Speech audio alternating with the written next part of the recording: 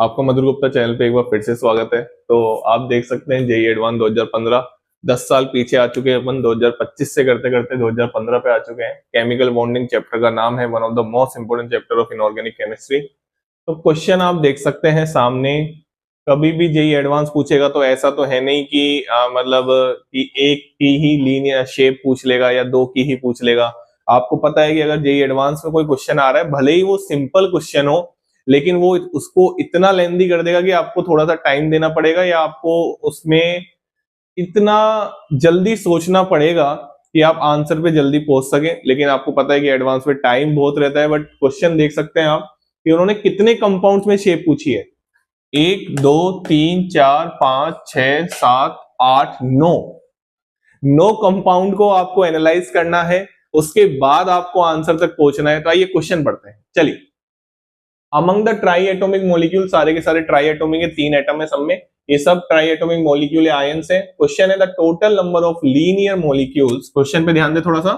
Linear molecules पूछे गए हैं आपसे या आयंस, आयंस भी हैं इसमें। वेयर द हाइब्रिडाइजेशन, एक तो ना जल्दबाजी में क्वेश्चन नहीं करना कभी भी, है ना। हाँ, where the hybridization of the, क्या बोला उसने, सेंट्रल एटम। किसको बोला? Central atom does not have contribution from the d orbital. ये लो, की पॉइंट दे दिया उसने कि आपको सबको चेक करना पड़ेगा, उसका हाइब्रिडाइजेशन देखना पड़ेगा, और उनके हाइब्रिडाइजेशन में जिन मॉलिक्यूल या आयंस में डी ऑर्बिटल कंट्रीब्यूशन नहीं कर रहा और वो लीनियर है, तो वो अपने आंसर होंगे। ये क्वेश्चन बोलना चाह रहा है। वापस बोलूं कि जो मॉलिक्यूल या आयंस में डी ऑर्बिटल हाइब्रिडाइजेशन में पार्टिसिपेट नहीं कर रहे, अगर वो लीनियर मॉलिक्यूल हैं तो वो हमारे आंसर में होंगे।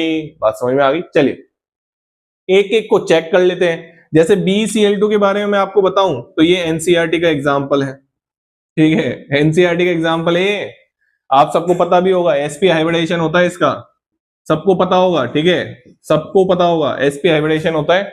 मैं फिर से कहूंगा, आपको एनसीईआरटी पढ़नी चाहिए और जरूर पढ़नी चाहिए, और 100% पढ़नी चाहिए। एक बार नहीं, पता नहीं, जितनी बार आप पढ़ सको उतनी बार पढ़नी चाहिए, ठीक है ना। तो यहाँ पे हाइब्रिडाइजेशन कितने सिग्मा बॉन्ड है? 2। तो ये सेंट्रल एटम। अच्छा, सेंट्रल एटम कैसे पहचानते हैं? मैंने पहले लास्ट वीडियो में ही बताया था। जिसमें जिसका नंबर कम हो और इलेक्ट्रोनेगेटिविटी क्या हो, कम हो, एक्सेप्ट हाइड्रोजन, वो सब क्या हम कैसे देखेंगे? Central atom. नंबर कम है तो सेंट्रल एटम कौन होगा? बी। बात खत्म हो गई। चलिए, तो यहाँ पे 2 सिग्मा बॉन्ड है, तो इसका हाइब्रिडेशन क्या हो गया? sp। क्या इसमें डी ऑर्बिटल का कंट्रीब्यूशन आ रहा है? नहीं आ रहा। अच्छा, इसकी शेप की अगर हम बात करें तो इसकी शेप कैसी है? लीनियर शेप है। कैसी शेप है बेटा? लीनियर।